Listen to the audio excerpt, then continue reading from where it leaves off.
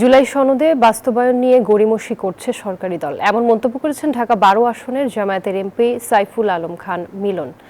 শুক্রবার সকালে যুক্তরাজ্য ভিত্তিক international foundation for electoral systems IFES বাংলাদেশের একটি প্রতিনিধি দলের সঙ্গে মতবিনিময় সভা শেষে এসব কথা বলেন তিনি। এই জামায়াত নেতা আরও বলেন, সংসদীয় নিয়মনীতি পরিবর্তনের প্রয়োজনীয়তার কথা আলোচনা হয়েছে।